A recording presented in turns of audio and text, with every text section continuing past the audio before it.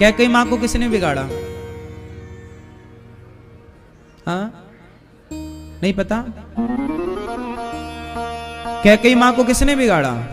आपने? हाँ? कुसंग ने। किसका कुसंग?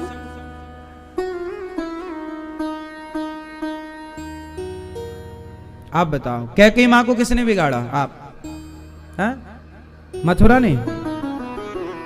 मथुरा? अच्छा, मंथरा।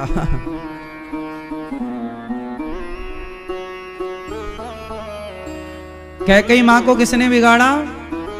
कुसंग ने। कुसंग कहां था? उसके अगल बगल ही था, मंथरा के रूप में। आजकल कुसंग ढूंढने बाहर नहीं जाना, आपके आसपास है। और कुसंग ने किसको बिगाड़ दिया? माता कैकेयी को।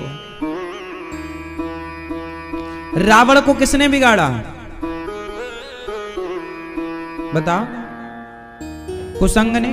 किसका कुसंग? उसकी बहन का कुसंग। सूर्पनखा रावण की बहिनी नाक कटा के आई और कहती है, देखो आप क्या अपने भाई से कहती हो, सुनो मैंने एक औरत देखी, भाई उठा के ले आ, बहुत सुंदर है, तेरे लायक है। उसी के खसम ने, उसी के हस्बैंड ने, उसी के पति ने मेरी नाक काटी है। अब आप कभी अपने भाई को ये कहोगी कि उसने मेरी नाक काट दी, तो तू जा उसकी पत्नी उठा के ले आ, क्योंकि वो बहुत सुंदर है, तेरे लायक है। अब आप कोई बहन अपने भाई से ऐसा कहोगी कि तू जा उसकी पत्नी को उठा के ले आ। अब सोचो कितनी गंदी बहन थी रावण की, जो अपने भाई को उकसा रही है। रावण को उकसाया किसने? बोलो। बहन ने। रावण को रावण की बहन ने उकसाया सीता मां को हरने के लिए। तो कुसंग रावण को बाहर से नहीं लाना पड़ा, बहन के रूप में मौजूद था। ऐसे ही समाज में आज कुसंग बाहर से नहीं लाना पड़ता, आपके आसपास कुछ लोग मौजूद होते हैं जो आपका नाश करने के लिए पर्याप्त हो। इसलिए इस चरित्र से, इन घटनाओं से आपको केवल यह सीखना है कि सबकी बातें नहीं माननी, जिनकी मानने योग्य है उनकी माननी है। कुसंग तो देखो हर जगह है। तीन चीजों से चीजें अंदर जाती हैं। संसार का व्यवहार तीन जगह से भीतर जाता है। कहां कहां से? संसार का व्यवहार तीन जगह से अंदर जाता है, और तीन चीजें संभाल के रखनी चाहिए। अपनी आंख संभाल के रखनी चाहिए, अपने कान संभाल के रखना चाहिए, और अपनी जबान संभाल के रखनी चाहिए। लोग नहीं बोलते जबान संभाल के बोलना, तो संभालने के लिए तीन चीजें हैं। जिसने तीनों को संभाल लिया उसकी जिंदगी संभल गई, और जिसने तीनों को नहीं संभाला, एक भी बिगड़ा तो नाश। यदि आपकी आंख बिगड़ गई तो नाश, कान बिगड़ गए तो नाश, और जबान बिगड़ गई तो नाश। मैं तीनों का उदाहरण देता हूं आपको। देखो ना, आंख बिगड़ गई किसकी? बताओ, आंख किसकी बिगड़ी? मैया, आप बताओ। नहीं पता? किनकी? रावण की। बिल्कुल सही। आंख किसकी बिगड़ी? रावण की बिगड़ गई। सीता मां को देखा ना, लट्टू हो गया, वाह बहुत सुंदर सीता है, उठाया ले आया। आंख बिगड़ी इसलिए तो उठाया। सूर्पनखा ने क्या बोला था? बहुत सुंदर है सीता मैया, जा उठा ला, बहुत बहुत सुंदर, तेरे लायक है। अब देखो ये बहन भड़का रही है। आंख बिगड़ गई रावण की। आंख बिगड़ी रावण की तो नाश हो गया। कान बिगड़े। कान किसके बिगड़े? हाँ, कान किसके बिगड़े? कैकई मां के। कैकई को मंथरा ने कान ही तो भरे, दशरथ जी के खिलाफ, राम के खिलाफ भड़काया। कान किसके बिगड़े? कैकई के कान बिगाड़ दिए ना मंथरा ने। तेरा तो राम ऐसा है, वो राजा बन जाएगा, तेरे भरत को निकाल देगा। दशरथ जी ने तो तेरे से प्यार करते ही नहीं, कौशल्या के बेटे को राजा बना रहे हैं, तेरे बेटे को तो ननिहाल भेज दिया। ऐसा कान भरा मंथरा ने, तो कान बिगड़ गए किसके? कैकई के। कान बिगड़े तो देख लो परिणाम। आज तक किसी बाप ने अपनी बेटी का नाम कैकई नहीं रखा। तब से कैकई के बाद से आज तक किसी पिता ने अपनी पुत्री का नाम कैकई नहीं रखा। आपके जान पहचान में है कोई कैकई? अगल बगल में, पड़ोस में? कैकई का नाम लेना लोगों ने छोड़ दिया। घटना त्रेता की है और उसका प्रभाव आज कलयुग तक में है। कलयुग का कोई बाप अपनी बेटी का नाम कैकई नहीं रखता। ये कुसंग का परिणाम है। हल्के में ना लीजिएगा कुसंग को, है ना भैया? कान बिगड़े माता कैकई के, आंख बिगड़ी रावण की, और मुंह जबान किसकी बिगड़ी? ये भैया जी बताएंगे, टोपा लगाए हैं जो। जबान किसकी बिगड़ी आप बताओ? कोई नहीं बताएगा, सब टोपा ही टाप रहेंगे।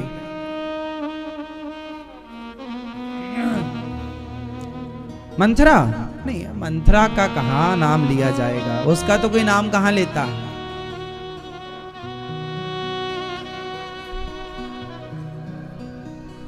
किसी श्रेष्ठ का नाम है जिसकी जबान बिगड़ने से बात बिगड़ गई।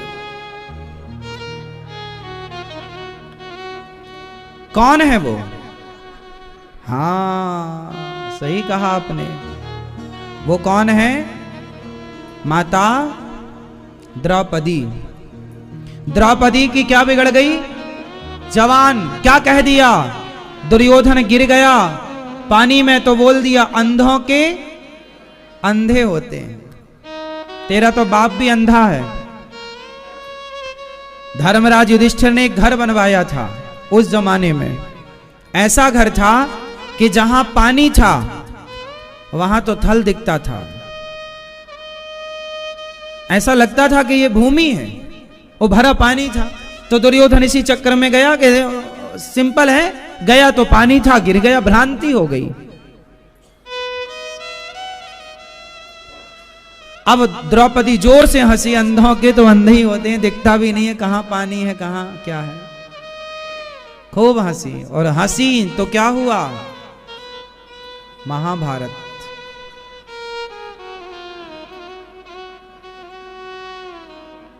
क्या हुआ?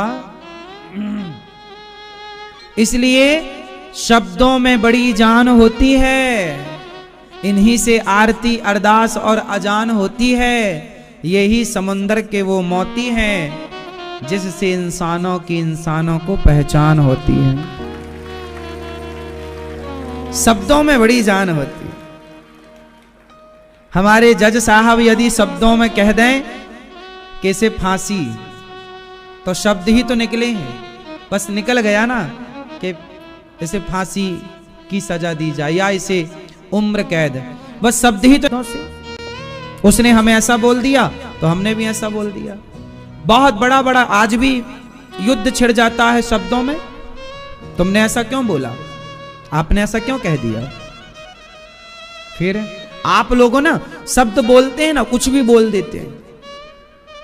कुछ भी ना बोला करो। बोलो यदि पहले तुम तौलो, पहले तराजू में रख के। इसलिए कोर्ट में ना तराजू दिखती है, एक तराजू दिखती है ना। एक कानून अंधा पट्टी बांध के खड़ा है और उसके हाथ में क्या है? तराजू। क्या मतलब उसका? वो तराजू इसलिए है दुनिया को बताने के लिए, दुनिया वालों अपने शब्दों को जरा कसौटी में कस कर तराजू में तौल कर बोला करो। शब्दों में जान होती है, कुछ भी ना बोला करो, क्योंकि आपके शब्दों के बल पर आपको फांसी भी हो सकती है। आप बरी भी हो सकते हैं। हमारे यहां एक कहावत है, बातन हाथी पाइए बातन हाथी लात। क्या मतलब हुआ इसका? ये मैया बताएंगे। आप इस कहावत का मतलब आप बताओगे। बातन हाथी पाइए बातन हाथी लात, इसका क्या मतलब हुआ? इस मुहावरे का अर्थ बताइए। फास्ट, सिंपल है, प्रसंग वही चल रहा है, वे पर है। बताइए। बातन हाथी पाइए बातन हाथी लात, आप बताओ। नहीं, ये चश्मा वाली मैया हमारी अच्छी है, ये कल भी बता रही थी, आज भी बताएंगे। मैया बताओ मेरी माँ। अच्छा चलो भैया बताएंगे। नहीं,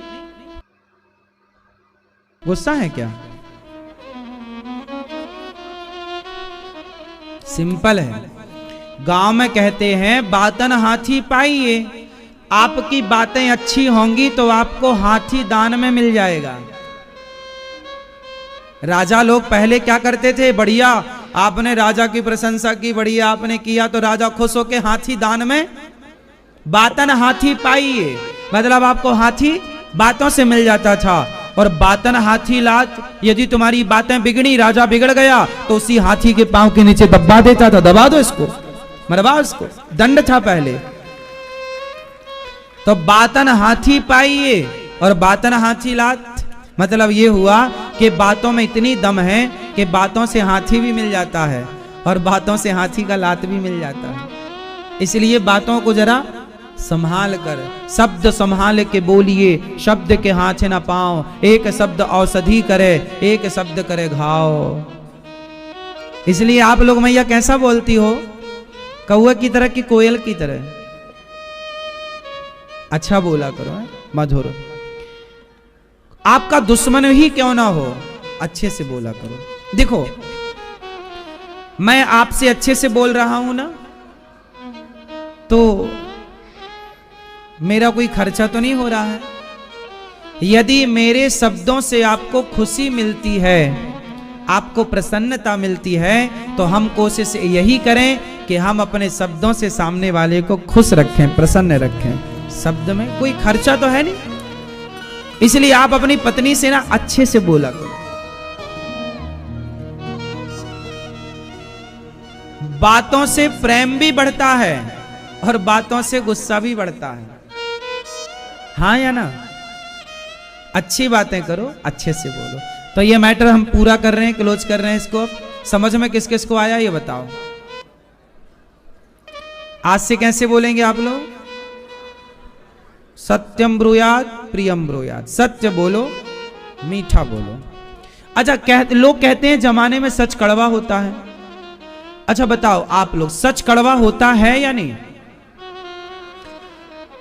फास्ट, सच कड़वा होता है? कितने लोग इस बात से सहमत हैं? सच कड़वा होता है? कितने लोग हाथ उठा के बताइए। सच कड़वा होता है, कितने लोग सहमत हैं? सच कड़वा होता है, कितने लोग सहमत हैं इस बात से?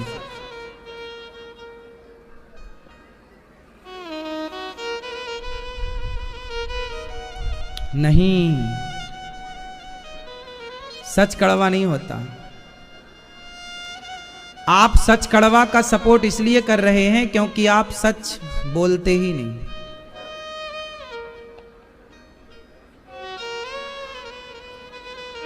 सच कड़वा नहीं होता मेरी मां। अच्छा चलो मैं आपको उदाहरण से समझाता हूं। अच्छा ये बताओ, आप बाजार गए और बाजार में ना आपका बटुआ, आपका पॉकेट कहीं छूट गया किसी दुकान में। आपने बहुत सारी खरीदी करी और आपका बटुआ छूट गया जिसमें लगभग 1 लाख रुपए थे और कुछ बहुत आवश्यक कागज थे आपके, बहुत जरूरी चीजें थी उसके अंदर, और वो कहीं छूट गए और 1 लाख रुपए हैं उसके अंदर। अब आप क्या करेंगे? वापस सारी दुकानों में जाएंगे, आप पहली दुकान, भैया मेरा वो बटुआ गिर गया, वो काले कलर का था, क्या मिला क्या? वो नहीं नहीं भाई साहब, नहीं मिला नहीं मिला नहीं मिला। आप निराश हो जाएं, अरे राम राम, लगता कोई ले गया, किसी गलत आदमी के हाथ में पड़ गया।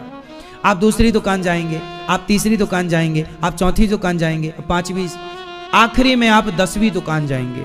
और वो 10वीं दुकान वाला ना बड़ा ईमानदार था, उसके दुकान में आपका बटुआ रह गया था तो उसने संभाल के रखा और वो आपका इंतजार कर रहा था कि आप आएंगे, आपको देगा। 9 दुकान में आप गए, निराश हुए कि मेरा बटुआ गया, मेरा पैसा गया, अब नहीं मिलेगा। पर जब 10वीं दुकान में आप गए तो उसने, आपने कहा भाई साहब मेरा बटुआ यहाँ रह गया था, क्या मिला?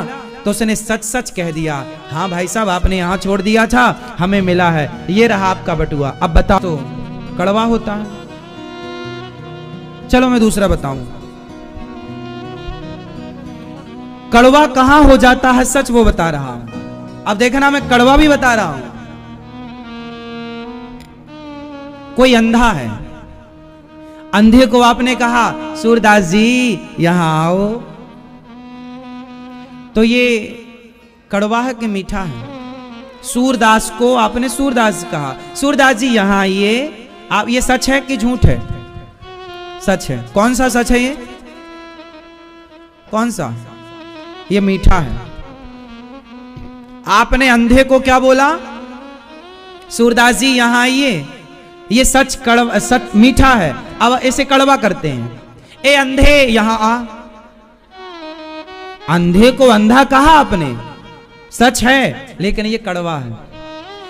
सच बोलने की इजाजत तो है, शास्त्र कहते हैं सच बोलो, पर कड़वा ना बोलो, मीठा। अब कड़वा कैसे होता है मैं आपको समझाऊं। जब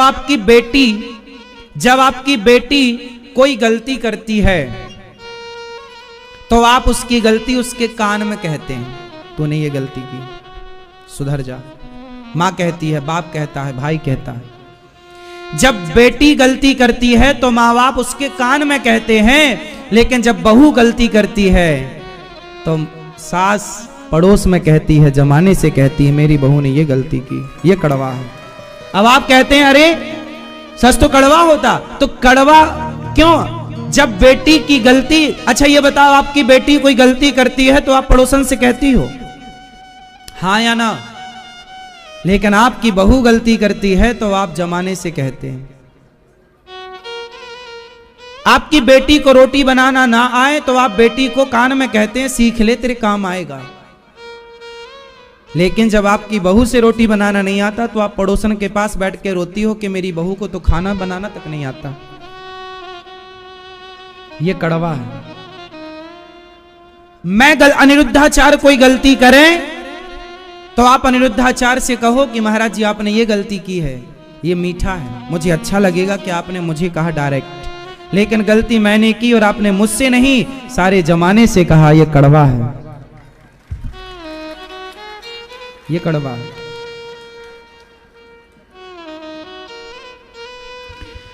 बेटा गलती करता है तो माँ बाप उसके कान में कहते हैं तूने गलती की, सुधर जा। लेकिन जब कोई और गलती करता है तो आप सारे जमाने में ढिंडोरा पीटते हैं उन्होंने गलती की, और फिर आपका हम तो सच बोलते हैं, हम सच बोलते तो उससे क्यों नहीं बोला? तो ज्यादा उसका शुभ चिंतक है तो उससे क्यों नहीं बोलता?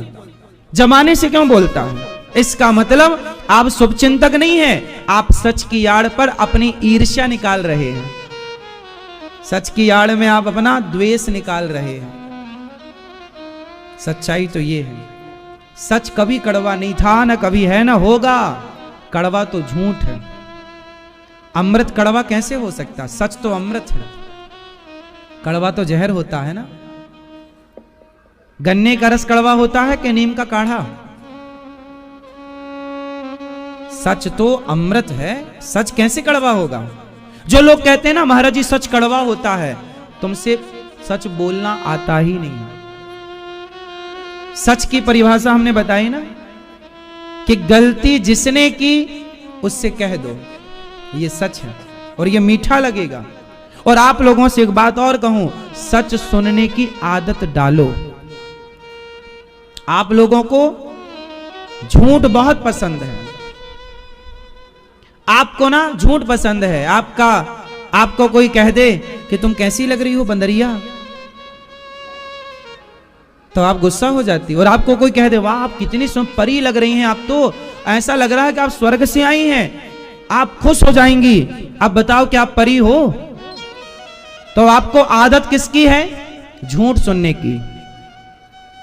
जिसको आदत हो गई झूठ सुनने की उसको सच कड़वा लगता है। इसलिए सच कड़वा लगता है क्योंकि आदत झूठ सुनने की है। आपको यह कहा जाए कि आप जैसी आप हो वैसी आपको कह दिया जाए, इसलिए मोबाइल भी आजकल झूठ बोलता है। मोबाइल में ना आपकी जो फोटो सेल्फी लेते हो ना, जैसे आप होते हो वैसी फोटो आती नहीं, थोड़ा गोरी आ जाती है, आपको अच्छा लगता है, हाँ बहुत बढ़िया। आप वो वाला मोबाइल लेते हैं, महंगा लेते हैं, जो आपको गोरा करके बताए। मतलब आप झूठ पसंद करने लग गए, इसलिए सच कड़वा लगने लग गया। आप झूठ के आदी हो गए हैं, इतना आदी हो गए हैं कि आपको कोई सच बोले तो आप उसको जान से मरवा देते हैं। हाँ होता है, जो सच की गवाही दे देना उसको जान से मरवाने की धमकियां आ जाती हैं। सच क्यों बोल रहा है तू? आजकल झूठ बोलने के पैसे मिलते हैं, झूठी गवाही दे देना 1 लाख रुपए मिलेगा। क्यों? सही है ना भैया? आज हमारे जज साहब भी आए हैं मैहर से।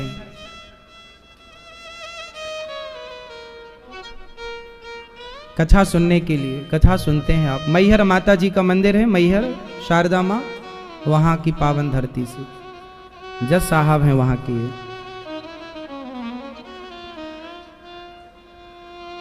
आजकल सच सुनना कोई नहीं चाहता। बलात्कारी को आप बलात्कारी कहेंगे ना तो वो बुरा मानता है। अरे आप हमें ये कह रहे हैं, आप चोर को चोर कहेंगे बुरा मानेगा। इसलिए समस्या ये हो गई है कि आज कोई सच सुनना नहीं चाहता, क्योंकि सब झूठ, मोबाइल झूठ, आपका पति भी। और तो सब छोड़ो, आप शादी करने जब जाती हो ना जयमाला में, उस समय जो आपका स्वरूप होता है वो भी झूठा है। आप अपने पति के पास जब पहली बार गई तो झूठी बन करके गई थी, हाँ या ना? शादी में इतना मेकअप पोत के ना जयमाला होता है, वो जो लड़की का स्वरूप है वो झूठा है। अब कोई आदमी उसके चक्कर में पड़ जाए तो बहुत सुंदर है, जब उसका छूटता है मेकअप तब दिखता है अरे राम राम ये तो ये है। तो आजकल तो चेहरे मोहरे भी झूठे हैं, बोलो हाँ कि ना।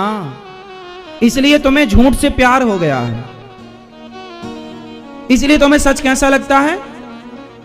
कड़वा। इसलिए आप क्या कह रहे हैं? सच कड़वा होता है।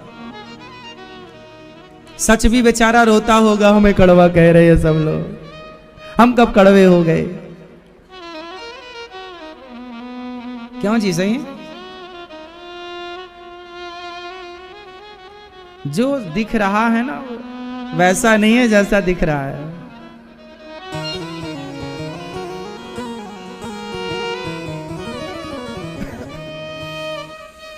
इसलिए सत्संग आपको सच्चाई की ओर ले चलता है। सच को पहचानो, सच ईश्वर है। सत्य किसे कहते हैं? हम सब लोग कहते ईश्वर सत्य है, सत्य ही शिव है, शिव ही सुंदर है। सत्यम शिवम सुंदरम, सत्यम शिवम सुंदरम। ईश्वर सत्य है, सत्य ही शिव है, शिव ही सुंदर है। तो सत्य कौन? ईश्वर सत्य है। कौन सत्य है? ईश्वर सत्य है। कौन सत्य है?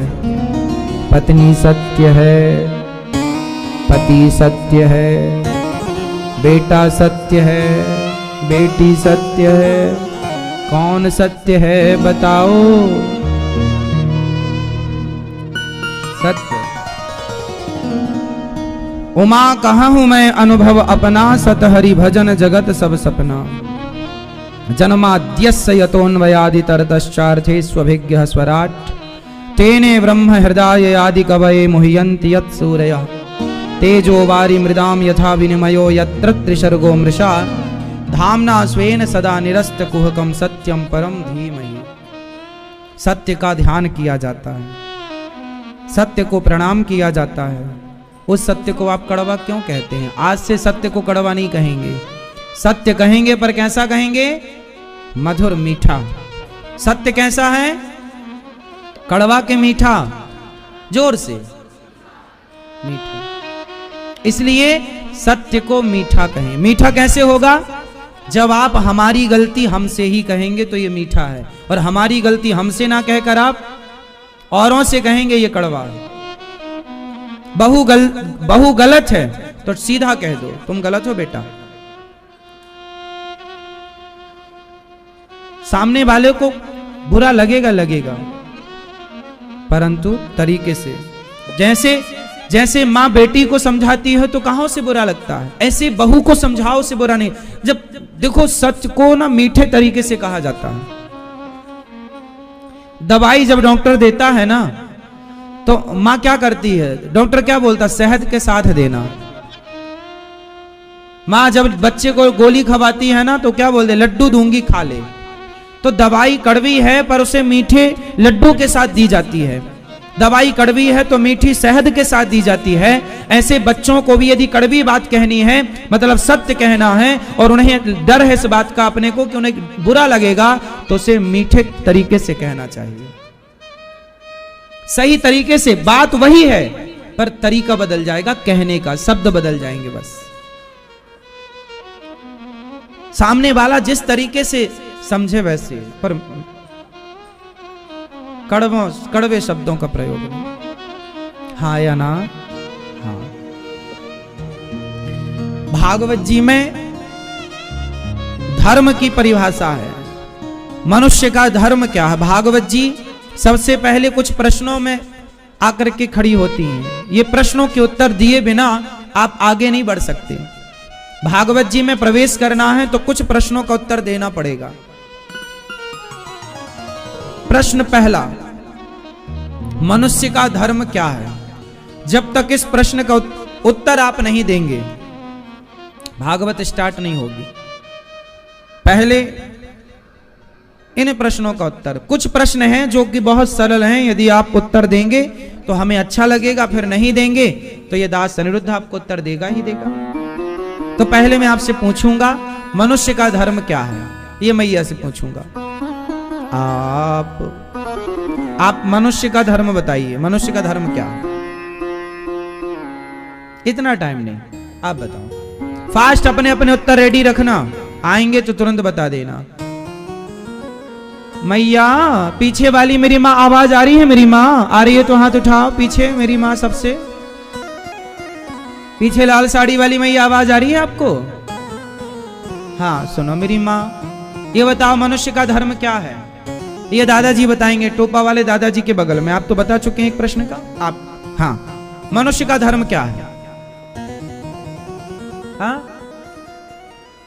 क्या कह रहे हैं? सेवा ही धर्म है। ठीक है, बात सही है आपकी। आप बताइए धर्म क्या है मनुष्य का? मनुष्य का धर्म क्या है आप बताइए। इन्होंने बताया सेवा, आप बताइए। हाँ थोड़ा जोर से बेटा। हाँ अच्छे कर्म करने चाहिए, बात ठीक है। आप बताइए।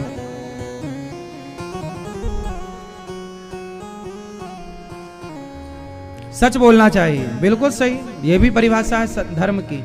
आप बताइए चश्मा वाली भैया, दोनों पहले आप फिर आप। भक्ति ठीक है, ये भी धर्म है। आप बताइए।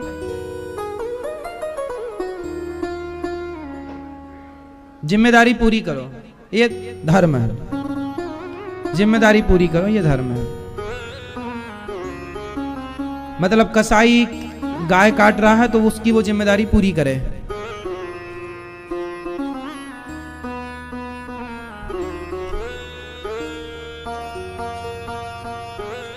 क्यों?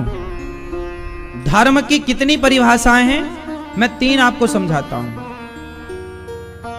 तीन में से दो तो इन्होंने बता दी, एक सेवा बता दी आपने। गोस्वामी जी कहते हैं परहित सरिस धर्म नहीं भाई। परहित मतलब सेवा करो, ये सबसे बड़ा धर्म है। तुलसीदास जी दूसरी बात कह रहे हैं, धर्म न दूसर सत्य समाना। सत्य ही सबसे बड़ा धर्म है, जो कि आपने कह दिया। सत्य धर्म है, सत्य बोलो यही धर्म है। समाज की सेवा करो, दीन दुखियों की यही धर्म है। और तीसरा जो है वो धर्म की जो तीसरी परिभाषा है वो और मुझे आपसे जाननी है, भाई साहब बता देंगे। ओ लाला थोड़ा इसको ठीक करो तेज, ये भैया बताएंगे। तीसरी बस आप बता दो हो जाएगा। हाँ भैया बताओ। हाँ अहिंसा, अहिंसा ही परमो धर्म। हाँ ठीक है, ठीक कहा आपने, अहिंसा ही परमो धर्म। ये भी परिभाषा है धर्म की, बहुत सारी परिभाषा, उनमें एक ये परिभाषा भी है अहिंसा ही। हम किसी को ना मारें, चींटी को भी मारना पाप है। मारना किसी को ये हिंसा है और किसी को ना मारना अहिंसा है। तो मैया ने ठीक कहा। एक और बताओ, अब इन सबका जो मूल है, जड़, धर्म की जड़ पर पहुंचो। अब ये तो धर्म की शाखाएं हैं जो आपने अभी गिनाया, दया, धर्म। अब जो बताने जा रहा हूं वो धर्म की मूल है। गोस्वामी जी कह रहे दया, दया कौन? दया धर्म का मूल है, पाप मूल अभिमान। तुलसी दया न छोड़िए, जब तक घट में प्राण। दया हमारे अंदर क्या होनी चाहिए? जब दया होगी तभी आप अहिंसावादी बनेंगे। यदि आपके अंदर दया नहीं है तो आप किसी को भी मार देंगे, पर दया होगी तो आप चींटी को भी नहीं मार सकते। अहिंसावादी बनने के लिए अंदर क्या चाहिए? जोर से। समाज की सेवा कौन कर सकता है? जिसके अंदर सत्य। कौन बोल सकता है? जिसके अंदर दया। जिसके अंदर दया है वही सत्य बोलेगा।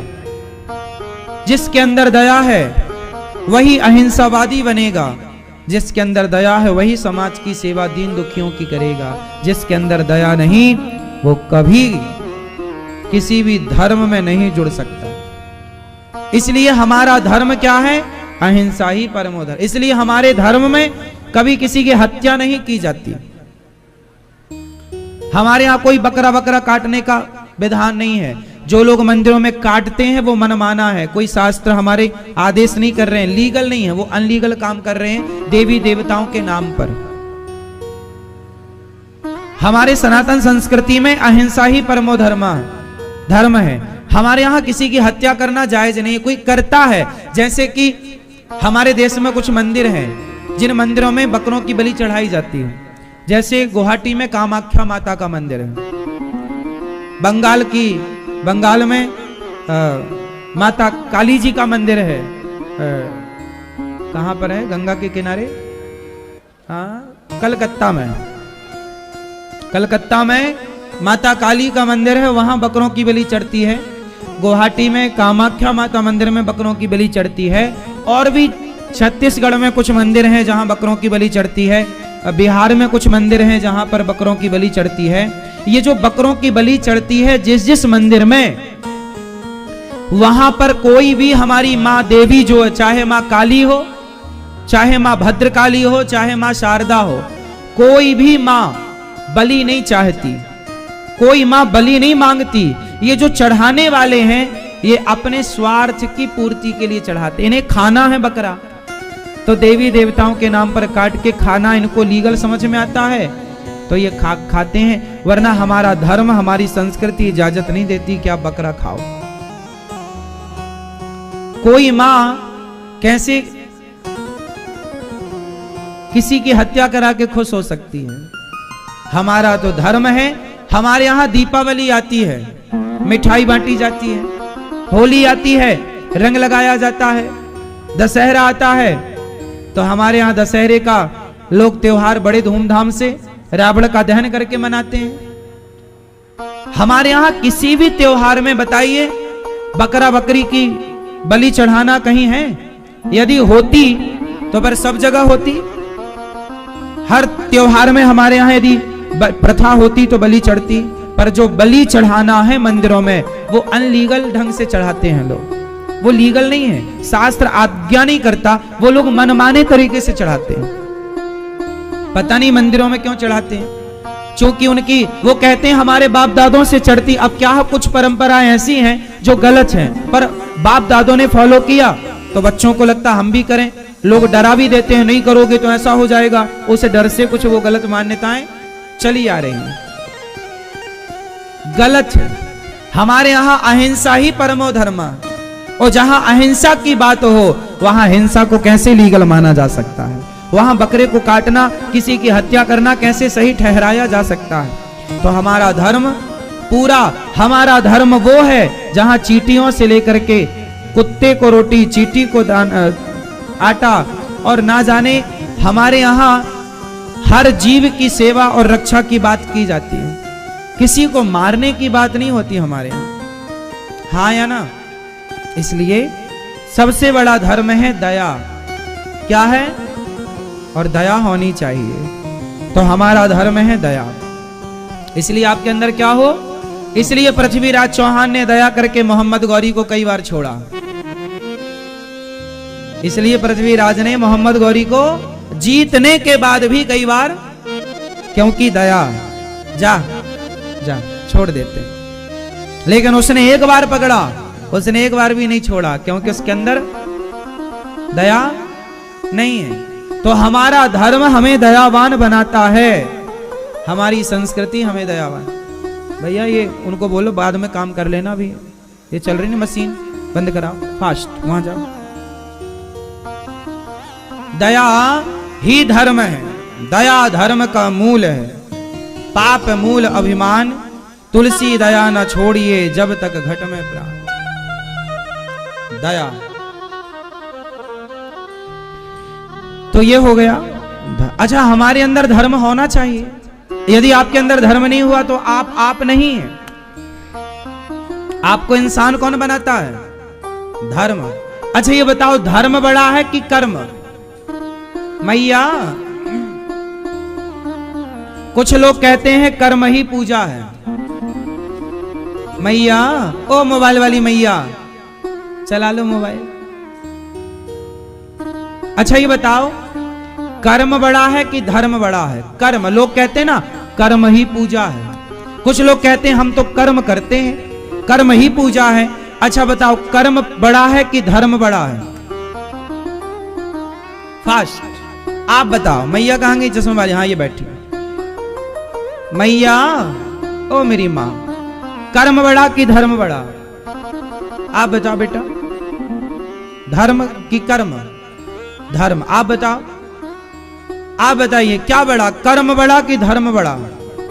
यदि दोनों को तराजू पर तौला जाएगा, कर्म और धर्म को, तो किसका पलड़ा भारी होगा?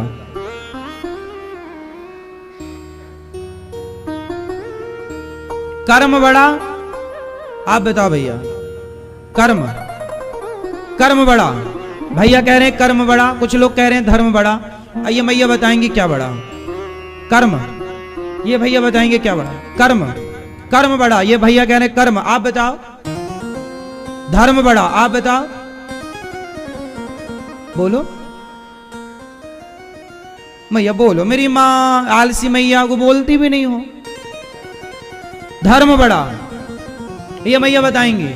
धर्म, ये मैया बगल की चश्मा वाली मैया, हाँ आप। धर्म, ये भैया पीछे वाले। धर्म, इस तरफ वाले भैया क्या बड़ा? कर्म। पीछे वाले बताओ क्या बड़ा? कर्म की धर्म? आप बताओ क्या बड़ा? कर्म। अब बात उलझ गई ना। कुछ लोग कह रहे हैं कर्म बड़ा, कुछ कह रहे हैं धर्म बड़ा। अब सुलझाएंगे अभी हम थोड़ी देर से। ये चश्मा वाले भैया बताएंगे धर्म बड़ा। आप बताओ। धर्म। ये आप बताएंगे भैया क्या? धर्म। कुछ लोग कह रहे हैं कर्म बड़ा, तो कर्म बड़ा है तो कैसे, और धर्म बड़ा है क्या है? दोनों को ना सिद्ध करना पड़ेगा। ऐसे नहीं मान सकते। हमारे जज साहब बैठे हैं ना, वो ऐसे थोड़ी मान लेते हैं कि तुम बेगुनाह हो। सिद्ध करो, पूरा सबूत के साथ बात होनी चाहिए, प्रमाण। तो आज हमारे जज साहब बैठे हैं, तो आज पूरा आज फैसला होगा कि धर्म बड़ा है कि कर्म। चलो अब जैसे थोड़ा मैं पहले कर्म पर बात कर लूं, धर्म पर तो अभी थोड़ी बात होगी थोड़ा सी। जैसा कि आप लोगों ने, बहुत लोगों को यही लगता है कि कर्म बड़ा है, क्योंकि हम लोगों ने अक्सर यही सुना है कर्म ही पूजा है, और लोग कहते भी हैं कर्म करो, और गीता में भी लिखा कर्मण्येवाधिकारस्ते मा फलेषु कदाचन। ये बहुत गहरी परिभाषा है, इसलिए मैं इन परिभाषाओं को आप तक पहुंचाना चाहता हूं। इसलिए मैंने स्वयं जानकर इन बातों को आप तक रखा, ताकि आप जानो, इन सब बातों का रहस्य जानो। मैं आपको रहस्य बता दूं इन बातों का। कर्म, कुछ लोग कहते हैं कर्म बड़ा है, तो फिर मेरे एक प्रश्न का उत्तर दो। यदि कर्म बड़ा है, जो लोग कहते हैं कि कर्म बड़ा है, तो उनसे एक सवाल पूछो कि कसाई गाय को काटता है, तो वो भी तो अपना कर्म ही कर रहा है। कसाई बकरे को काटता है, वो भी तो अपना कर्म ही करता है। शराबी शराब पीता है, तो वो भी तो अपना कर्म करता है। जुआड़ी जुआ खेलता है, तो वो भी तो अपना कर्म करता है। तो क्या कसाई का गाय काटना ये कर्म बड़ा है? क्या बकरे को काटना ये वाला कर्म बड़ा है? क्या गंजेड़ी का गांजा पीना ये कर्म बड़ा है? क्या शराबी का शराब पीना ये कर्म बड़ा है? क्या जुआड़ी का जुआ खेलना ये कर्म बड़ा है? नहीं। कर्म बड़ा कैसे हो जाएगा? अब कर्म को समझना पड़ेगा। अब कर्म को समझाएगा कौन? धर्म। ये बताओ, कसाई गाय काटता है, तो वो कर्म ही तो करता है अपना। तो बताओ, वो कर्म बड़ा है, श्रेष्ठ है? बताओ, क्या उस कर्म से उसकी सदगति होगी? समाज में उसका यश बढ़ेगा? समाज में उसकी कीर्ति स्थापित होगी कसाई की? बोलो, कसाई को कौन घर में बुला के माला पहनाता है भाई? कसाई की कौन सम्मान इज्जत करता है? इसलिए कर्म श्रेष्ठ कौन सा? अब मैं आपको बताऊं, आपके घर में चलनी तो होगी आटा चालने की। जब आप रोटी बनाती हो ना मेरी माँ, तो पहले आटे को क्या करते हैं? चालते हैं। चालते हैं तो चलनी क्या करती है? चलनी अच्छे आटे को अलग और आटे के कचरे को अलग, जो उसमें कचरा है, चापर है, चोकर है, जो भी है, अलग। चलनी क्या करती है? अच्छे को अलग और बुरे को अलग। चलनी का केवल इतना रोल है कि वो अच्छे और बुरे को डिवाइड कर देती है, अलग अलग कर। उसी तरह जो धर्म है, जब तक आपके अंदर धर्म का ज्ञान नहीं होगा, धर्म नहीं होगा, तो धर्म ही बताएगा, धर्म ही चलनी है, धर्म ही बताएगा कि कौन सा कर्म करें और कौन सा कर्म ना करें। कर्म दो प्रकार के होते, कर्म वैसे तो 3 प्रकार के होते हैं। कर्म कितने प्रकार के होते हैं? कर्म कितने प्रकार के होते हैं? फास्ट 3। कौन कौन से? संचित, क्रियमाण, प्रारब्ध। पर आप ये कठिन भाषा में कभी समझा दूंगा, समझा दूं अभी, समझ लो। फिर इसको मैं 2 में समझाऊंगा तो आपको बिल्कुल क्लियर समझ में आए। ये शास्त्रों की भाषा थोड़ा कठिन होती है, पर हम आपको सरल समझाते हैं। पर फिर भी मैं ये भाषा थोड़ी आपको, संचित, क्रियमाण, प्रारब्ध। कर्म कितने प्रकार का होता है? 3। समझो, पहला होता है संचित, फिर होता है क्रियमाण और फिर होता है प्रारब्ध। तो मैं क्रियमाण से स्टार्ट करूं।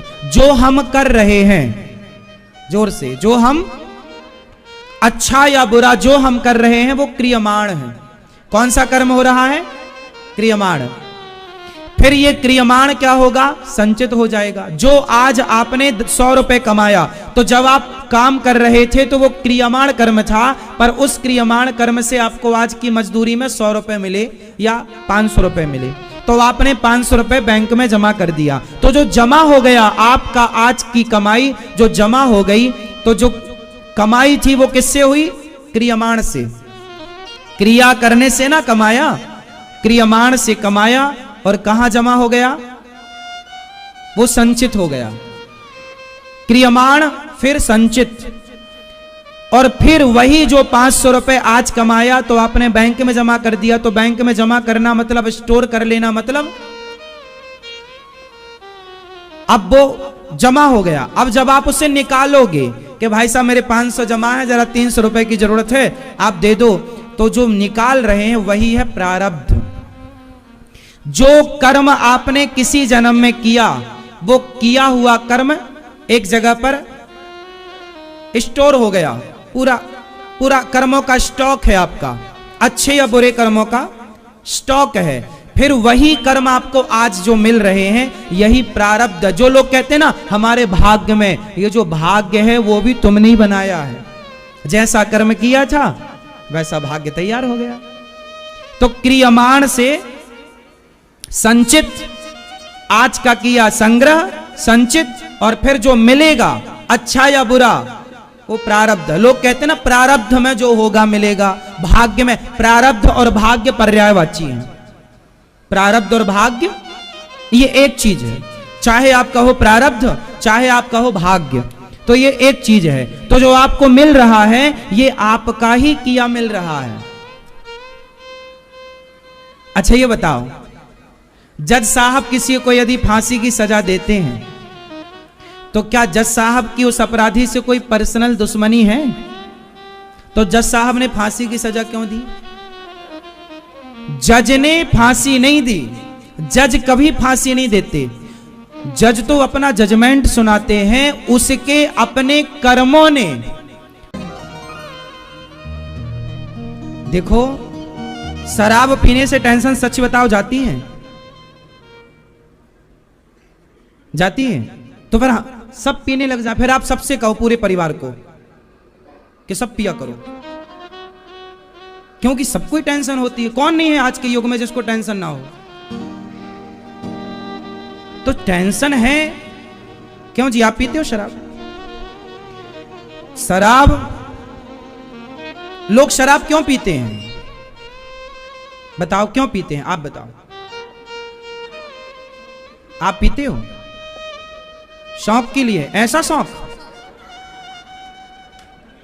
है? शौक के लिए, शौक के लिए शराब पी लेते हो? बाहरी शौक।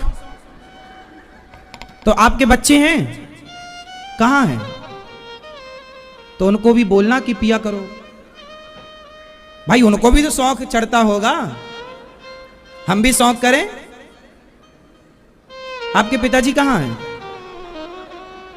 ये पीते हैं? अच्छा, दोनों मिलके पीते हैं, बाप बेटे दोनों?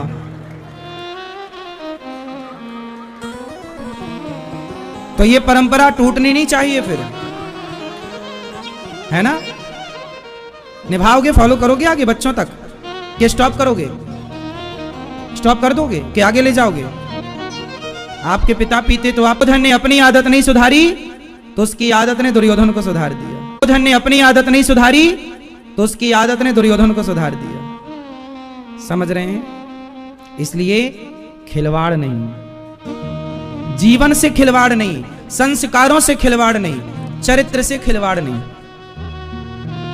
समझ में आ रही है बात? खिलवाड़ ना हो। शराब कौन लोग पीते हैं? वो लोग जिन्हें धर्म का ज्ञान नहीं है। कौन लोग?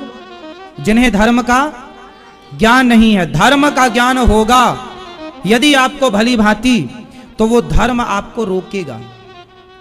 फॉर एग्जाम्पल, एक लड़का था आपकी गली मोहल्ले में। वो लड़का सारी लड़कियों को ना गलत तरीके से देखता था, गलत नजरिए से देखता था, सबको गलत गलत बोलता, सबको गलत तरीके से ताक झांक करता। लेकिन उसकी एक जवान बहन सुंदर थी, उसकी खुद की बहन थी, बड़ी सुंदर थी। जब वो अपने घर आता तो वो अपनी बहन के साथ हंसता, बैठता, लेकिन वो अपनी बहन के साथ ना रहता हुआ भी उसके प्रति कोई गलत विचार नहीं था बहन के लिए। और वही लड़का जो अपनी बहन के साथ कोई गलत भाव नहीं रखता, वही लड़का जब बाहर निकलता है तो बहन की उम्र की जितनी लड़कियां हैं, थोड़ा छोटी भी थोड़ा बड़ी भी, सबको गलत तरीके से देखता है, गलत बोलता है। अब बस इतना सा प्रश्न है मेरा कि वो लड़का जो सबको गलत तरीके से देखता है, अपनी बहन को क्यों नहीं देखता गलत तरीके से? क्यों? किसने रोका है? सवाल है मेरा आपसे कि उस लड़के को किसने रोका? जबकि वो तो कई बार भाई बहन घर में अकेली रहते हैं, बाप माँ भी नहीं होते, फिर भी वो अपनी बहन के साथ अकेला रहता हुआ भी कभी उसके साथ गलत सोच नहीं रखता, गलत भाव नहीं रखता। क्यों? किसने रोका? ना उसकी माँ ने रोका, ना उसके बाप ने उसका हाथ पकड़ा। बस आपसे उत्तर चाहता हूं, किसने रोका? वो कौन है रोकने वाला जो ये कह रहा है यार तेरी ये बहन है, इसके साथ गलत भाव नहीं रखते? कौन है वो? उत्तर दो। हाँ हाँ, उसके अंदर जो धर्म नाम की चीज बैठी है ना, वही रोकती है यार ये तेरी बहन है, वो रोकता है। आप जो व्यवहार अपनी पत्नी से करते हो, क्या वही व्यवहार आप अपनी बहन से कर सकते हैं? बोलो बोलो, हाँ या ना? नहीं। क्यों नहीं? किसने रोका है? जो व्यवहार आप अपने पति के साथ करती हो, क्या वो व्यवहार आप अपने भाई के साथ कर सकती हो? बोलो हाँ। क्यों? किसने रोका? हाँ, यही तो धर्म है।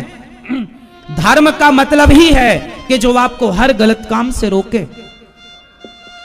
और जिनके कुछ लोग ऐसे होते हैं जो अपनी बहन को भी बहन नहीं समझते, उनके साथ भी दुराचार कर लेते हैं। वो कौन लोग हैं? उनके अंदर का धर्म मर चुका। जब तक जिंदा था उस धर्म ने रोक के रखा, ये तेरी बहन है, ये तेरी माँ है, ये तेरी बेटी है। लेकिन धर्म मर गया तो उसने सारे फासले मिटा दिए। तो मेरी माँ, मेरे दोस्तों, मेरे भाइयों, अपने अंदर का धर्म मत मरने देना। जिस दिन मर जाएगा आप इंसान नहीं, हैवान हो जाएंगे। मैं शराब नहीं पीता, अनिरुद्धाचार्य शराब नहीं पीता। क्यों?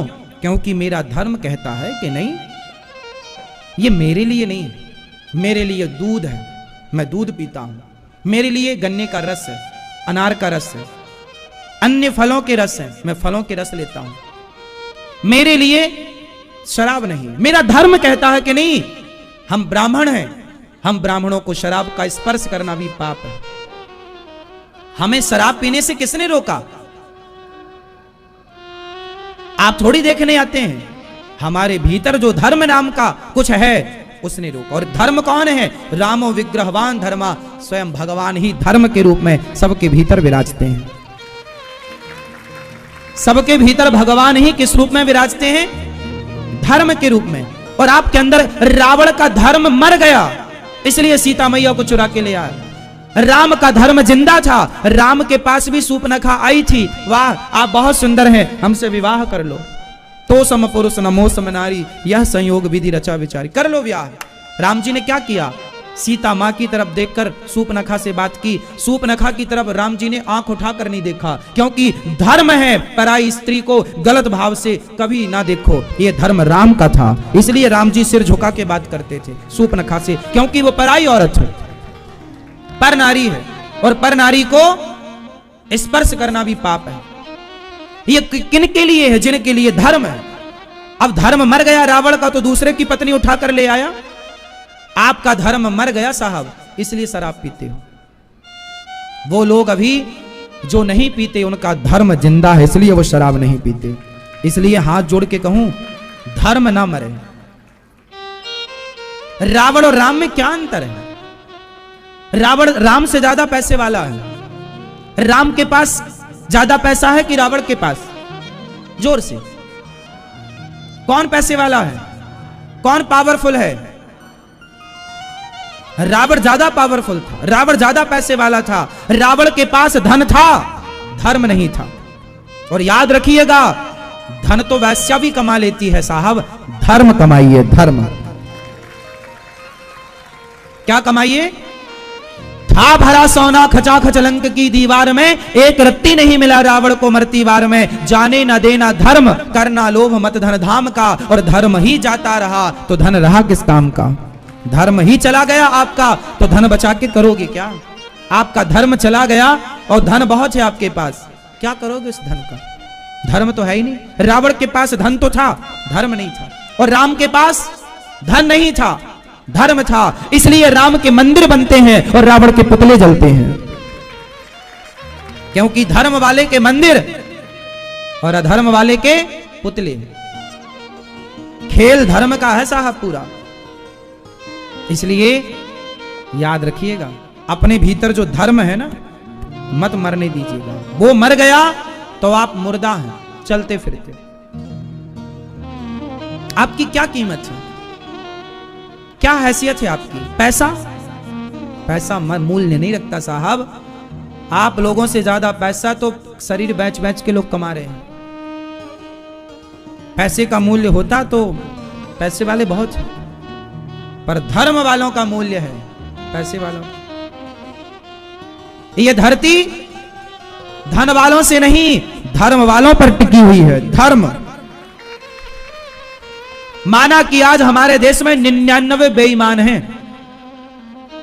हमारे देश में माना कि 99 बेईमान हैं, पर जो एक ईमानदार है ना साहब, उस एक के बल पर पूरा सिस्टम, पूरी धरती टिकी हुई है। एक के बल पर, उन 99 नालायकों के बल पर नहीं, एक धर्म के बल पर। एक आदमी जो धर्म की धुरी पर बैठा है कि नहीं जी मैं मर जाऊंगा पर अपना धर्म नहीं छोड़ूंगा। ये आज हिंदू धर्म क्यों बचा है। मुगल आए, अंग्रेज आए, तलवारें रखी तुम्हारे बाप दादों की गर्दनों पर, कहा छोड़ दो अपना धर्म, आ जाओ हमारे धर्म में। मर गए लाखों हिंदू संस्कृति, सनातन संस्कृति के लोग मर गए, मिट गए, पर धर्म नहीं छोड़ा। तब बची ये संस्कृति, तब तुम आजाद भारत में हिंदू कह पा रहे हो अपने आप को, वरना अस्तित्व मिट जाता यदि धर्म छोड़ देते वो सनातनी लोग। तो धोड़े से हिंदू ना मिलता, धोड़े से संस्कृति, हिंदू संस्कृति ना मिलती। तलवारों की नोक पर धर्म परिवर्तन कराए गए हैं, हाँ या ना। पैसे लेकर, पैसे देकर धर्म परिवर्तन कराए गए हैं। लेकिन आज भी कुछ लोग ऐसे हैं, आज के भारत में भी कुछ लोग ऐसे हैं जो पैसे लेकर धर्म बदल लेते हैं। आज भी लाखों हिंदू धर्म बदल रहे हैं पैसे लेकर। लेकिन आज भी ऐसे भी लोग हैं जो अरबों लेकर भी, अरबों पाकर भी, भाई तेरा तू ले जा, मर जाएंगे और अपने धर्म का परित्याग नहीं करेंगे। स्वधर्मे निधनम श्रेया पर धर्मो भयावह। गीता में भगवान कहते हैं स्वयं के धर्म में रहना और रहकर मर जाना श्रेष्ठ है, लेकिन अपने धर्म का परित्याग करना श्रेष्ठ। और आप लोग जो कहते हो ना हम तो दोस्ती यारी में शराब पी लेते हैं, यार दोस्ती यारी क्या होती है। आप यदि किसी की दोस्ती के लिए शराब पी सकते हैं, यदि आप उसकी दोस्ती के लिए शराबी बन सकते हैं, तो आपकी दोस्ती के लिए वो शराब मुक्त क्यों नहीं हो सकता, वो छोड़ क्यों नहीं सकता। आप उसकी दोस्ती के लिए शराबी बन गए, शराब पीने वाले बन गए, तो आपकी दोस्ती के लिए उसने शराब छोड़ी क्यों नहीं। आप ही क्यों पियो, वो क्यों ना छोड़े कि भाई साहब मैं शराब नहीं पीता, तुझे मेरी दोस्ती करना है तो मेरे जैसा बनना पड़ेगा। आप उसके जैसे तो बन गए, पर आप उसको अपने जैसे ना बना पाए।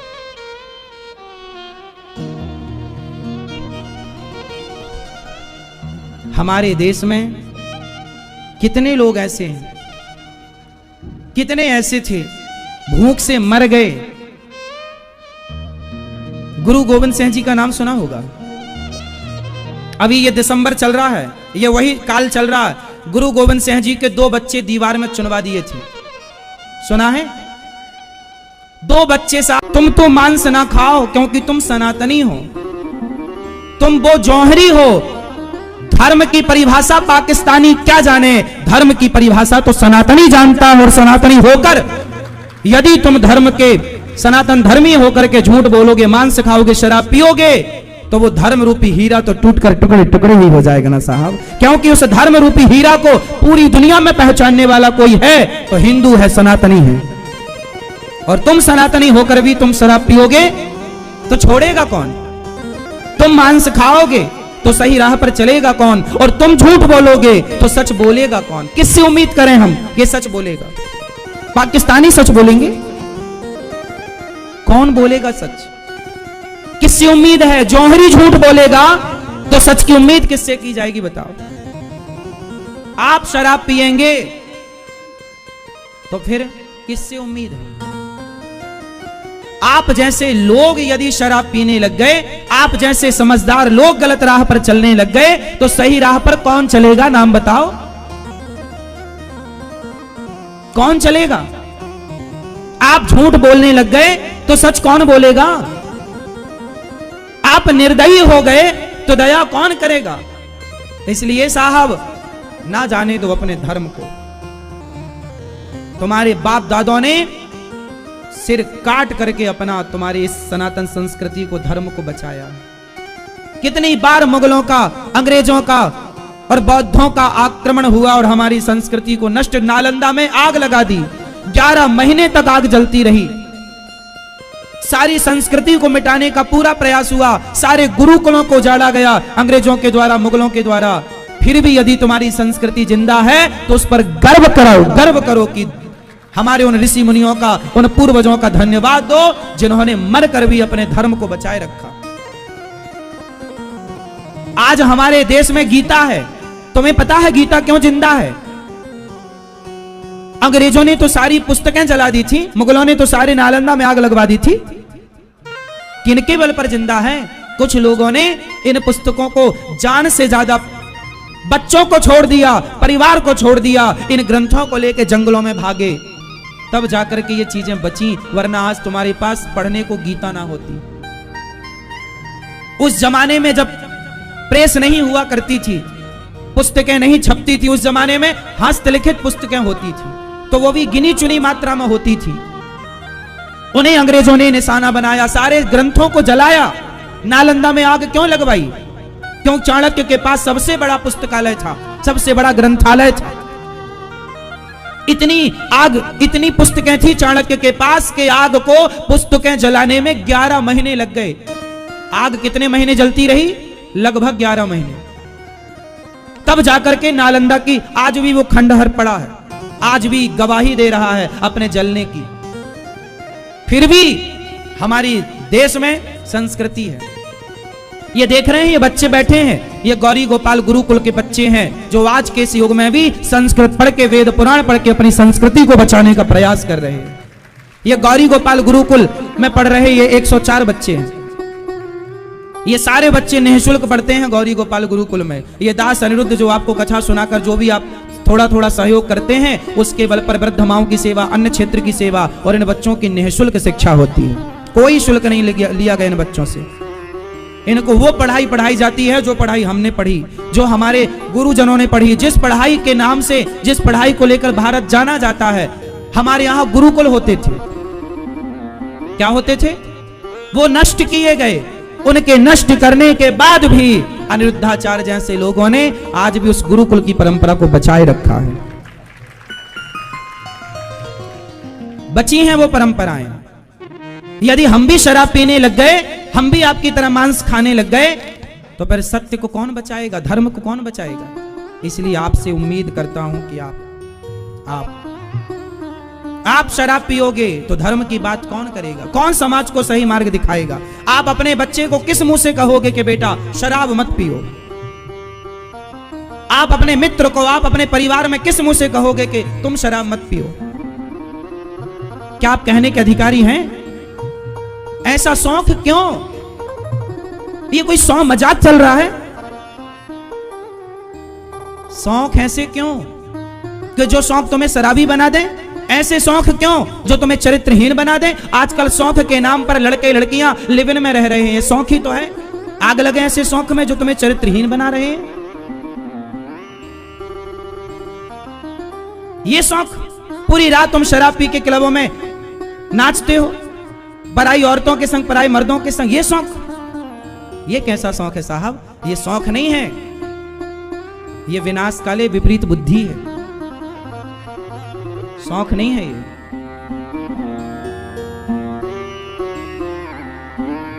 इसलिए आज वादा करो कभी शराब नहीं पिएंगे। आप और आपके पिताजी कहां हैं? पियोगे शराब? सही बताओ, अब नहीं पीना।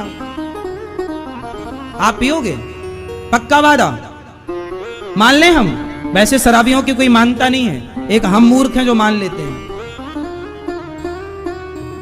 मान लें? आप भैया नहीं पियोगे? छोड़ दोगे ना? सही। और कौन पीता है बताओ? ये सब पीते हैं। आप पीते हो शराब? ये तो मना कर रहे हैं। वो दोनों पीते हैं, चश्मा वाले भैया ना। क्यों पीते हैं? पीते हैं आप? अब नहीं पीना, छोड़ देंगे कि नहीं छोड़ेंगे? हाँ? क्या कह रहे हैं? धीरे धीरे, मतलब बुराई धीरे धीरे छोड़ेंगे, अच्छाई को धीरे धीरे। बुराई एकदम से क्यों नहीं? गलत को एकदम एक साथ क्यों नहीं? धीरे धीरे क्यों? शराब पीना अच्छा है, मांस खाना अच्छा है। आप लोग मांस भी खाते हैं? क्या पसंद करते हैं आप? मछली, मुर्गा, मुर्गी, अंडा, बकरा, बकरी, आदमी क्या खाते हैं? मछली, मुर्गी, बकरा और आदमी नहीं खाते हैं।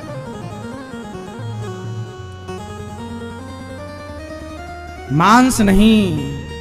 अब बताओ, मैं आपसे सवाल करूं, क्या मरी हुई मछली को आप जीवित कर सकते हैं?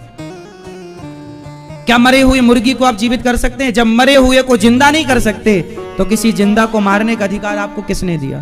अब आप कहेंगे महाराज जी मैं थोड़ी मारता हूं, मैं तो मरी मराई खा लेता हूं। तो ये बताओ, मरी भी तो वो आपके लिए।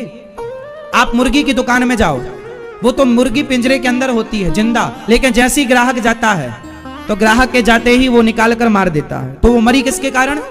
उसकी मृत्यु का जिम्मेदार कौन है? आप ना जाते उसकी दुकान तो क्या मुर्गी मरती? बोलो, तो उसकी मृत्यु का जिम्मेदार कौन है?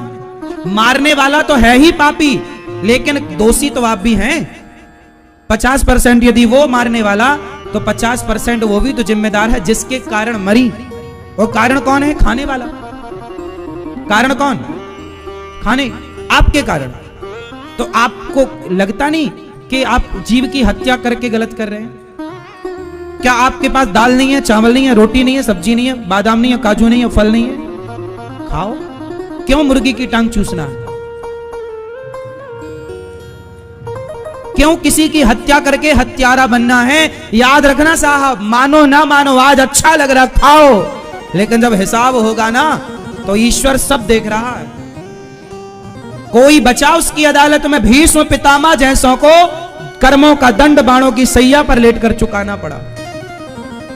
एक सांप को फेंका था कांटों के ढेर पर, कुछ जन्म पहले कांटे पर फेंका सांप को पितामह भीष्म ने, तो वो पाप का दंड पितामह को भोगना पड़ा और बाणों की सैया पर लेट करके वो सांप के साथ किया अत्याचार चुकाना पड़ा। उसे कांटों की सैया पर लिटाया पितामह ने, तो स्वयं को बाणों की सैया पर लेटकर हिसाब चुकाना पड़ा। पितामह जैसों को हिसाब चुकाना पड़ा, तो हम और आप कौन हैं? चुकाना नहीं पड़ेगा? अभी तो मजा आ रहा है, हिसाब होगा तब पता चलेगा। सुधर जाओगे कि नहीं?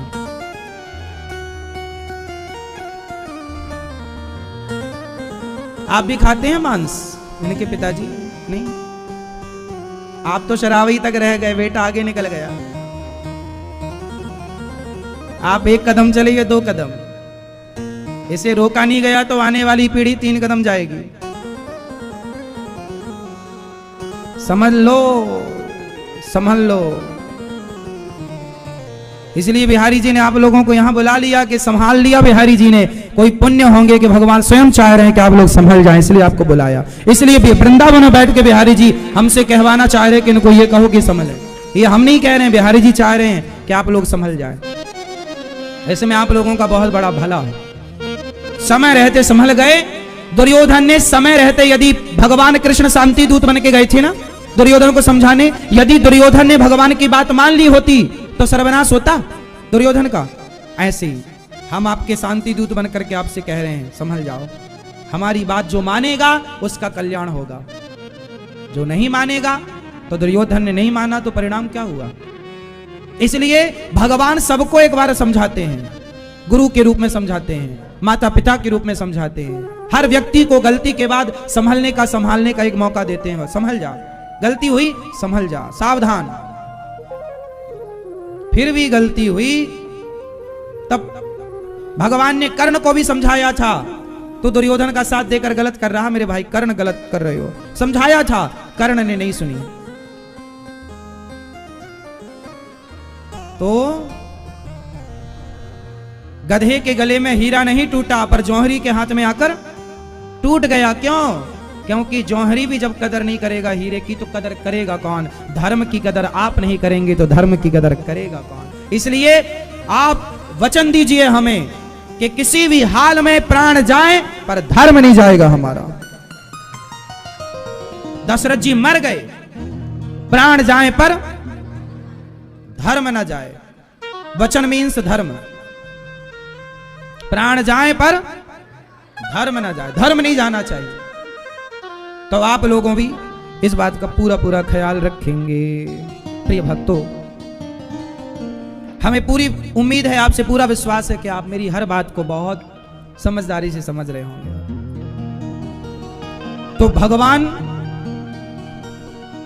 धर्म क्या है? यही धर्म। धर्म को बहुत करीबी से हमने समझा दिया आपको। समझ में आ गई बात? भगवान सगुण है कि निर्गुण, साकार कि निराकार, दोनों। ईश्वर साकार भी निराकार भी। भगवान के अवतार कितने हैं? 24।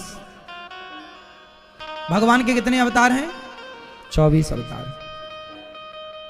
सनकादि प्रथम अवतार भगवान से ब्रह्मा जी से प्रकट हुए, सनक सनंदन सनातन सनत कुमार। दूसरा अवतार बाराह, जिन्होंने हिरण्याक्ष कुमार के पृथ्वी की स्थापना की। तीसरा अवतार नारद जी, जिन्होंने भक्ति का प्रचार किया। चौथा अवतार नर नारायण, जो धर्म की मूर्ति, धर्म की पत्नी मूर्ति के गर्भ से प्रकट होकर के और अपनी इंद्रियों को वश में किया, है ना? मैया जा रही हो, क्यों बुरा मान गई क्या? अब धर्म तो नहीं छोड़ोगी? कथा सुनते रहना मेरी मां। तो जा रही हो, जल्दी आना फिर। टाटा मैया, टाटा, जल्दी आना। हाँ, कल फिर आना कथा में, या फिर टीवी पर या यूट्यूब पर सुनना। कपिल देव भगवान का जन्म हुआ। 5वें अवतार कपिल देव भगवान, 6वें दत्तात्रेय जी, 7वें यज्ञ भगवान, 8वें ऋषभ देव जी, 9वें पृथु भगवान, 10वें मत्स्य भगवान, 11वें कच्छप भगवान, 12वें धनवंतरी, 13वें मोहिनी, 14वें नरसिंह, 15वें वामन, 16वां अवतार भगवान का हुआ परशुराम जी, 17वें वेदव्यास जी, 18वें श्री राम, 19वें बलराम जी, 20वें भगवान कृष्ण, 21वें बुद्धावतार, 22वें हरि अवतार, 23वें हंस अवतार और 24वें कल्कि अवतार होंगे संबल ग्राम में विष्णु यश नाम के ब्राह्मण के यहाँ। भगवान के अवतार से अनंत, हरि कथा अनंता, कहाँ है सुनहि बहु विधि सब संता। भगवान के अनंत अवतार हैं। व्यास जी महाराज ने 17 पुराण लिखे पर शांति नहीं मिली। शांति के लिए व्यास जी को नारद जी ने कहा, आपने भागवत जी नहीं लिखी, भगवान की लीलाओं का विस्तार नहीं किया, इसलिए शांति नहीं। तब नारद जी के कहने पर नारद जी ने आत्मकथा सुनाई, मैं दासी पुत्र था पर भगवत कृपा से ब्रह्मा पुत्र बना। और महाभारत से शुरुआत की भागवत जी की। महाभारत में 99 कौरव मारे गए। महाभारत का युद्ध क्यों हुआ? मैया, अच्छा बताओ, महाभारत का युद्ध क्यों हुआ? ये मैया बताएंगी। पीली नहीं बताओगी? नहीं नहीं, हम तो वहां थे ही नहीं महाराज जी, हम कैसे बता सकते हैं? आप बताओ, ये महाभारत क्यों हुआ? आप चारों बताओ। ये भैया जी, वो भैया जी, वो बीच की 2 मैया। महाभारत क्यों हुआ? कौन जिम्मेदार था? द्रौपदी। दुर्योधन जिम्मेदार नहीं था? आप लोग भी अच्छा बता रहे हैं, द्रौपदी जिम्मेदार है।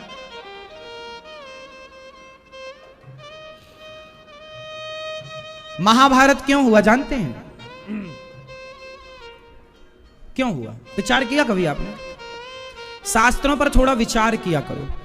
बिना विचार के ना शास्त्रों का कोई अर्थ नहीं है। महाभारत इसलिए हुआ क्योंकि सही बंटवारा नहीं हुआ। यदि पांडवों का और कौरवों का सही बंटवारा हो जाता, पांडवों को उनका अधिकार चाहिए था और पांडवों के राज्य को कौरव लोग हड़पना चाहते थे, दुर्योधन। यदि धृतराष्ट्र ने ठीक ठीक बंटवारा किया होता तो क्या महाभारत की स्थितियां उत्पन्न होती? भगवान कृष्ण यही तो कह रहे थे, दुर्योधन पांडवों को रहने को 5 गांव दे दो।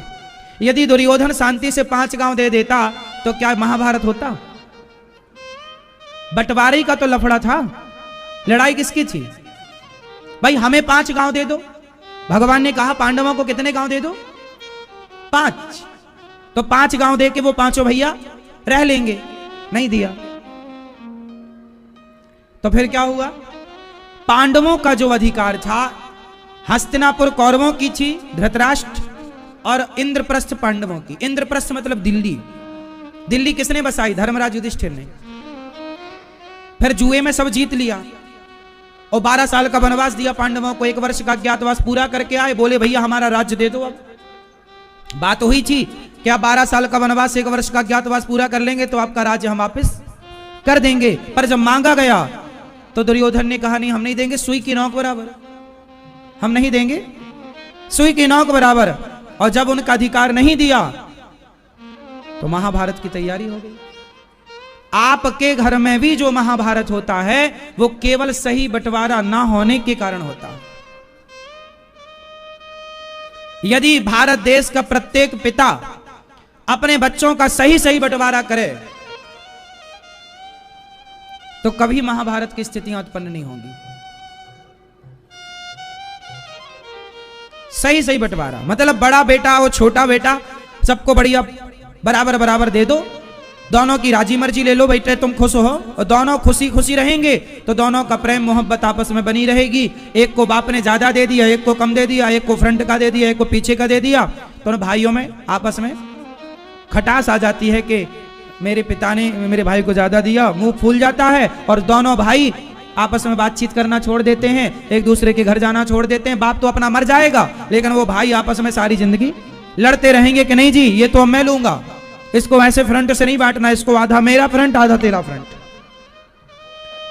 और बाप कैसे बांट के चला गया? आगे का बेटे को, पीछे का दूसरे बेटे को, जबकि सामने से फ्रंट से 2 भाग करने थे कि यदि 100 फीट का प्लॉट है तो 50 फीट फ्रंट तेरा, 50 फुट फ्रंट तेरा, पीछे का बैक तेरा 50 फीट, पीछे का बैक तेरा 50 फीट। ये बंटवारा था। लेकिन क्या होता है, पूरा 100 फीट एक बच्चे को दे दिया जिससे ज्यादा प्यार था, पीछे वाले के पास अब रास्ते ही नहीं है जाने के लिए, अब वो रो रहा है, अब वो केस करेगा, कभी हमें रास्ता दिलाओ, कुछ तो चाहिए, हम बाप की औलाद है उसी की। अब बाप मर गया। सही बंटवारे ना होने से हमारे देश में जितने केस पड़े हैं वो भाई भाई के ज्यादा हैं। गलत बंटवारा, पिता लोग समझते ही नहीं, उनको लगता हम बहुत बुद्धिमान हैं, पर काम कई बार वो गलत कर देते। जैसे हमारे देश में बंटवारा हो गया, हिंदुस्तान पाकिस्तान, क्या जरूरत थी बंटवारा करने की? बंटवारा का परिणाम यह है कि आज तक आतंकवादी मारे नहीं मर रहे हैं। हाँ या ना? भारत का बंटवारा होना यह निर्णय सही था या गलत था? उत्तर दो जोर से। देखो आप लोग नहीं बोलते ना कुछ। भीष्म पितामह भी हंसी चुपचाप बैठे थे, जैसे आप लोग अभी बोल रहे हैं, चुप नहीं बोलेंगे, सुनेंगे। ऐसे भीष्म पितामह ही बोले नहीं खिंचने तो द्रौपदी की साड़ी, हमें क्या करना? चुप चुप रहना भी अपराध है। हिंदुस्तान पाकिस्तान का बंटवारा हुआ, सही था या गलत था? तो गलत को गलत क्यों नहीं कहते आप लोग जोर से? ऐसे कह रहे हैं जैसे कोई सुन ना ले। हिंदुस्तान पाकिस्तान का बंटवारा गलत था। जिन्ना चाहता था पाकिस्तान, 2 थप्पड़ मारते जिन्ना को। क्यों चाहिए? तेरे बाप का है पाकिस्तान। देश आजाद हुआ ही था, आजादी का जश्न मना ही रहा था कि मूर्ख को एक देश चाहिए। 2 थप्पड़ क्यों नहीं जमाते? और बंटवारा क्यों? ट्रेनों से हजारों भारतीय कट करके बहनें आई, बच्चे आए, पुरुष आए। अब मैं सवाल कर लूं कि जो बंटवारे के समय हजारों हिंदू जो वहां से ट्रेनों पे कट कट के आ रहे थे, उनकी हत्या का जिम्मेदार कौन था? बोलो कौन था? वही लोग जिन्होंने गलत बंटवारा किया। इसलिए बंटवारा करोगे गलत तरीके से तो यही लाशें बनेंगी, शहर लाशें बिछेंगी और बिछी आजादी के बाद देख लो आप गलत बंटवारा। ये समझते नहीं हो आप लोग। महाभारत की आज तक हिंदुस्तान पाकिस्तान का महाभारत चल रहा है। वो महाभारत तो 18 दिन में खत्म हो गया, ये महाभारत तो अभी तक चल रहा है और पता नहीं आगे कब तक चलेगा। 75 साल से तो चल ही रहा है लगभग। कौन है जिम्मेदार? जैसे धृतराष्ट्र ने गलत बंटवारा कर दिया, अपने पुत्रों के मोह में आकर के गलत बंटवारा कर दिया, पांडवों को सुई की नोक बराबर भी देना नहीं उचित समझा। ऐसे ही हमारे देश में भी आजादी के बाद जो गलत बंटवारा हुआ उसका परिणाम है कि आज तक हिंदुस्तान पाकिस्तान की लड़ाई चल रही है। कितने निर्दोष लोग हर साल मारे जाते हैं, उस आतंकवाद की बलि चढ़ जाते हैं। गलत बंटवारा का परिणाम है या नहीं? बोलो हाँ।